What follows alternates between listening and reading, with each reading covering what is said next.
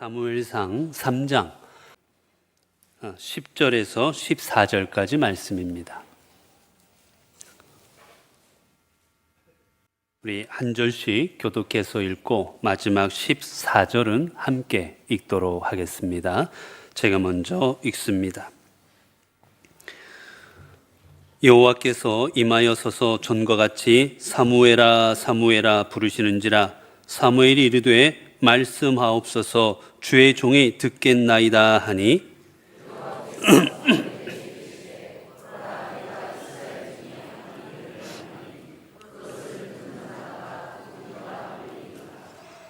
내가 엘리의 집에 대하여 말한 것을 처음부터 끝까지 그날에 그에게 다 이루리라.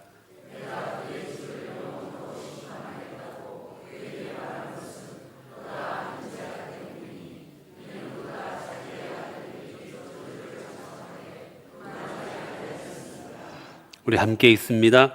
그러므로 내가 엘리 집에 대하여 맹세하기를 엘리 집의 죄악은 제물로나 예물로나 영원히 속죄함을 받지 못하리라 하였노라 하셨더라. 아멘. 자, 이제 우리가 읽은 본문의 말씀은 하나님께서 사무엘에게 주신 말씀입니다.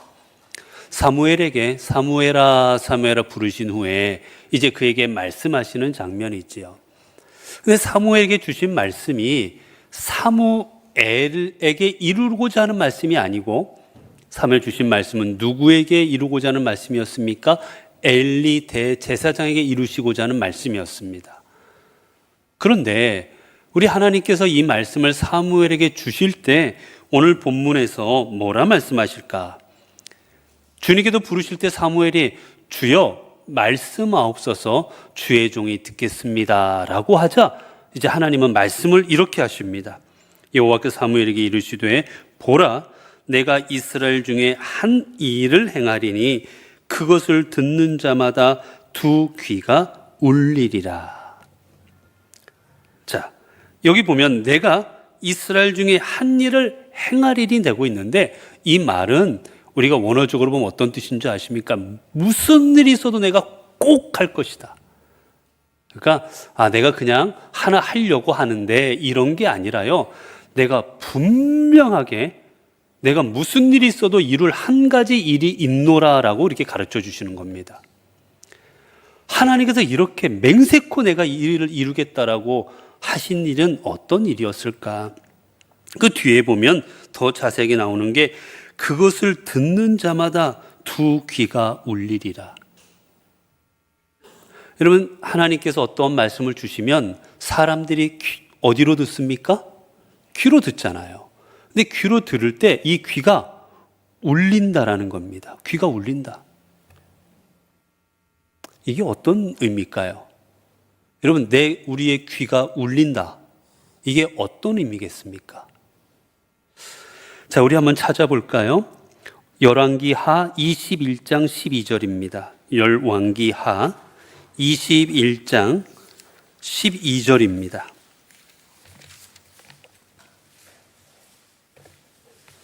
열왕기하 21장 12절입니다.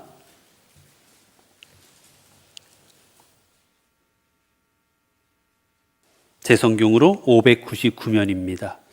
자, 우리 열왕기하 21장 12절 제 성경으로 599면인데 우리 함께 한번 같이 읽어볼까요? 있습니다.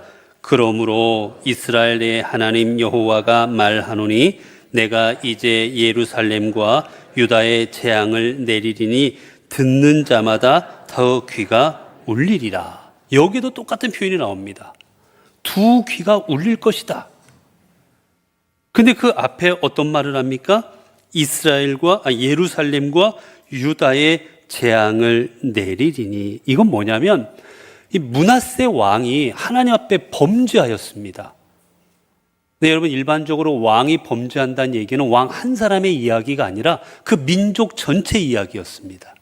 그래서 이 므낫세가 하나님 앞에 죄악을 저지르자 하나님께서 심판하시겠다는 거예요. 너희 이 예루살렘과 이스라엘을 가만두지 않겠다. 심판하신다는 내용입니다. 그때 이 표현이 사용됩니다. 두 귀가 울릴 것이다. 하나 더 찾습니다.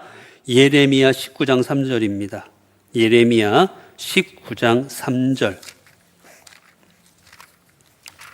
예레미야 19장 3절.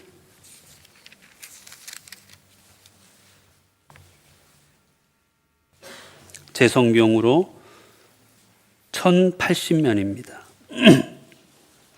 예레미야 19장 3절. 제 성경으로 구약성경 1080면.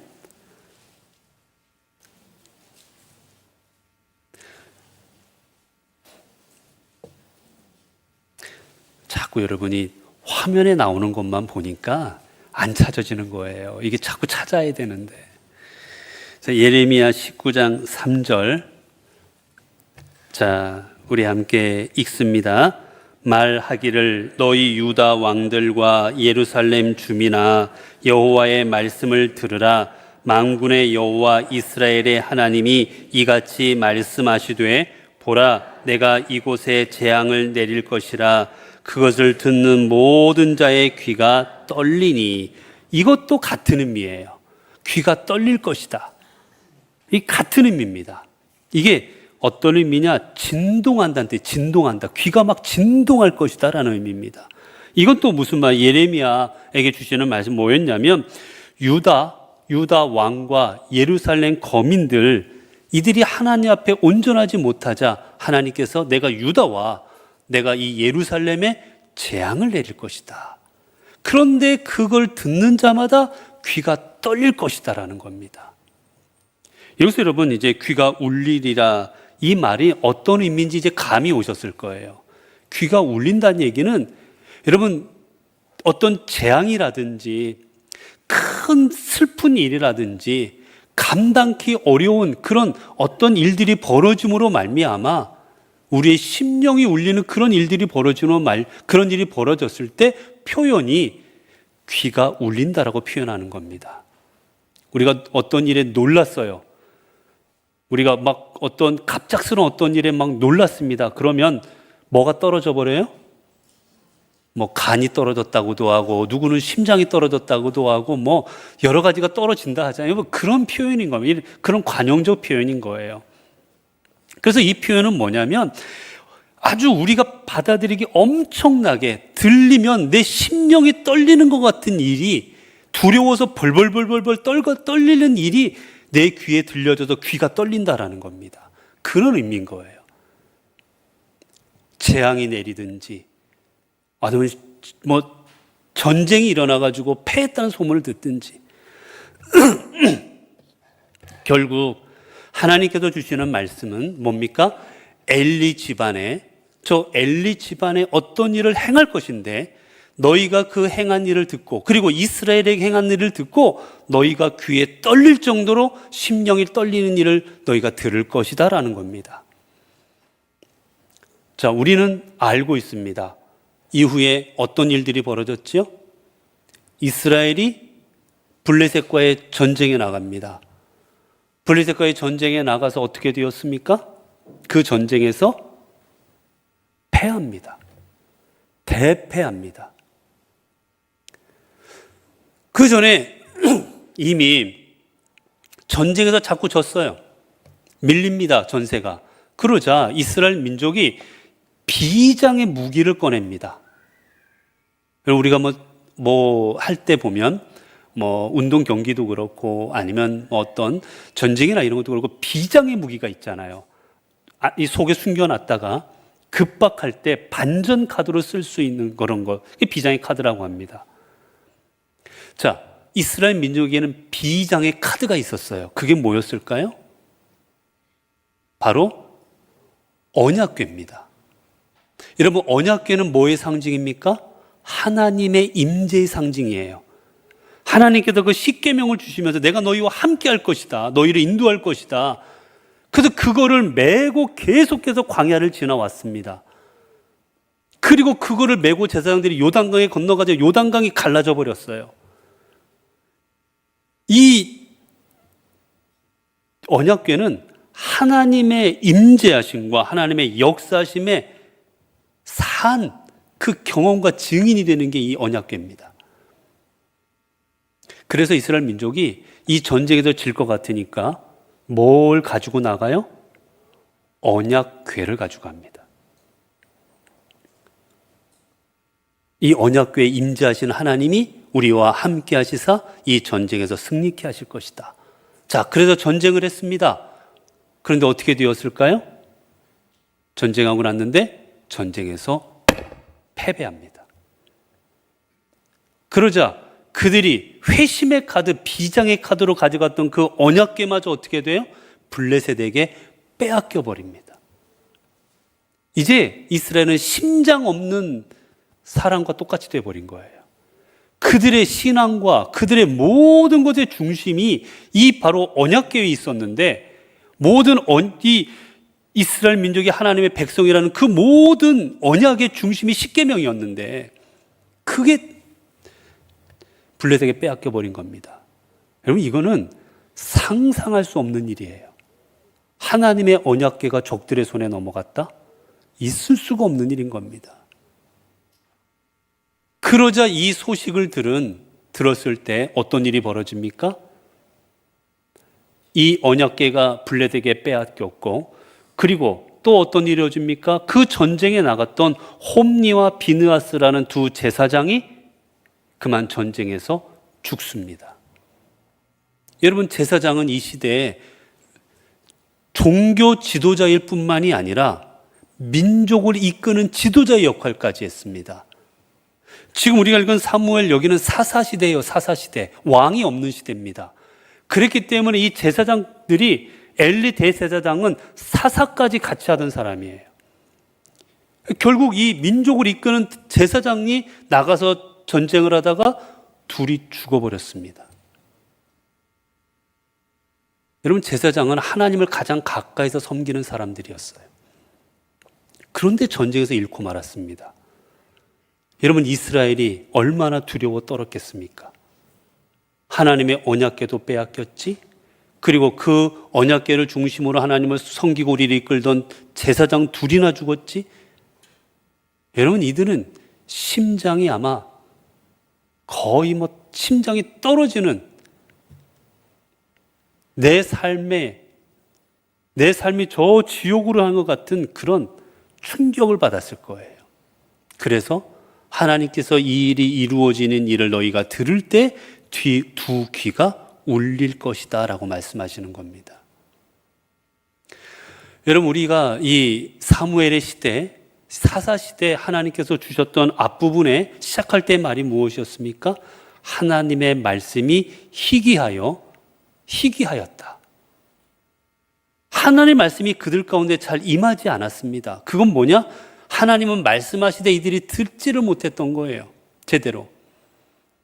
그러다가 이제 사무엘을 통해서 하나님께서 말씀을 주고 계십니다. 근데 그 주시는 말씀이, 야, 이스라엘아, 너가 나의 자손이고 나의 백성이니 내가 너희를 영원토록 지켜줄 것이고, 너희가 어떤 불 가운데 있을지라도, 물 가운데 지날 때도 물이 침몰치 못하고 불이 사르지 못하도 내가 보호해 줄 거다. 걱정하지 말아라. 저 블레셋이 너희를 침공해도 내가 너희를 지켜줄 것이다. 이런 말씀이 아니고, 그들은 그런 말씀을 바랬겠지만 이들에게 주신 말씀은 너희의 제사장의 집안이 멸망할 것이다. 그들의 죄악을 내가 결코 용납하지 않을 것이다.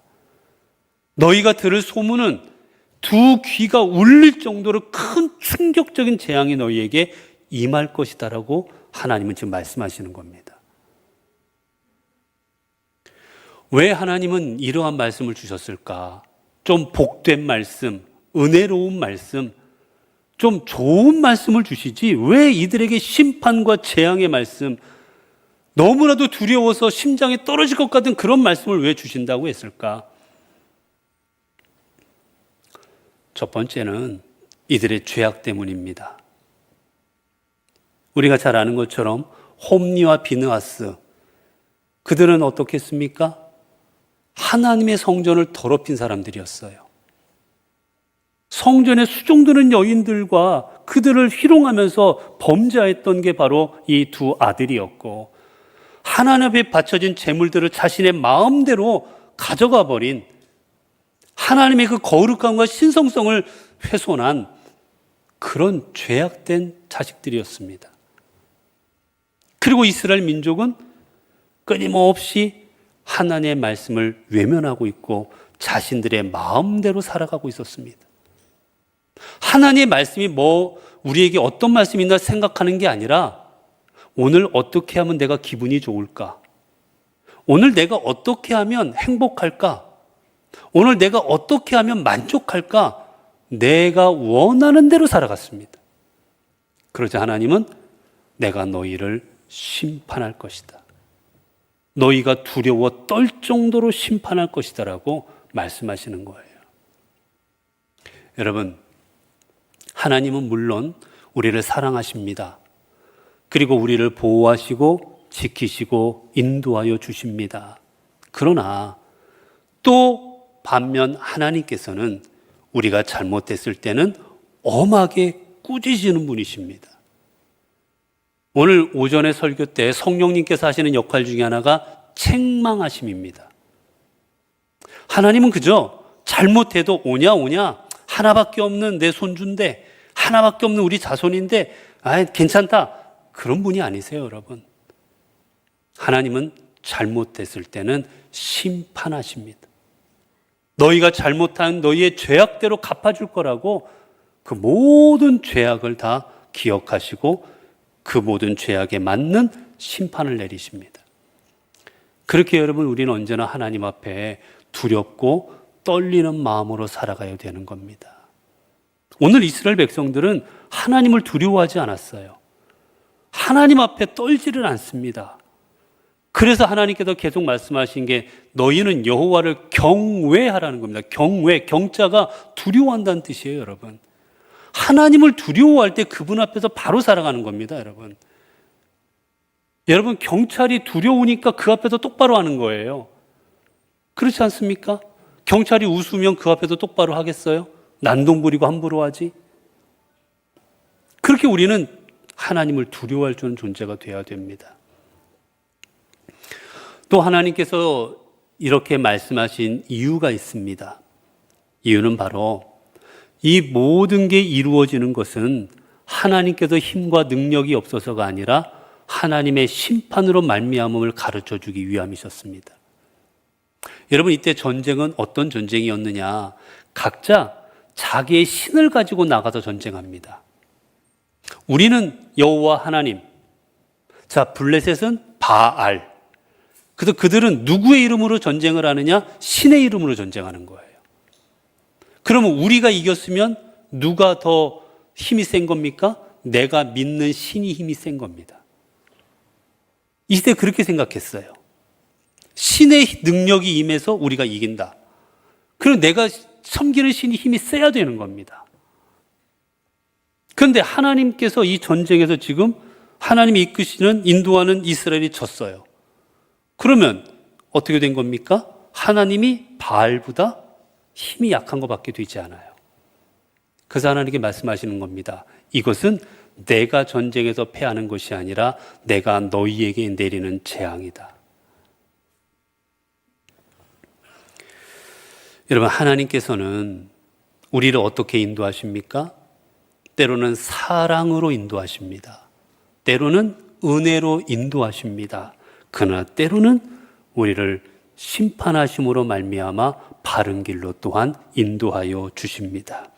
그렇기에 오늘 우리는 우리에게 주시는 하나님의 음성이 무엇인지를 기억하고 그 음성에 하나님 주시는 말씀대로 살아가고자 노력해야 되는 거예요.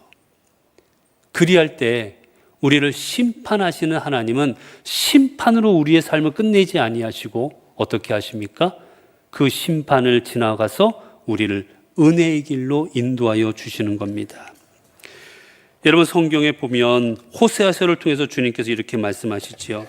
오라, 우리가 여호와께로 돌아가자. 여호와께서 우리를 찢으셨으나 도로 낫게 하실 것이요 우리를 치셨으나 싸매어 주실 것임이라. 하나님은 때로 우리를 치시고 우리를 채찍질 하실 때도 있겠지만 그 하나님은 결국 우리가 하나님께 돌아갈 때 우리를 싸매어 주시고 우리를 치료하시는 하나님이십니다. 이 하나님께서 우리 성도들의 일주일의 삶도 인도하시기를 간절히 바랍니다. 기도하겠습니다. 은혜로우신 아버지 하나님, 우리 이 땅을 살아가며 때로는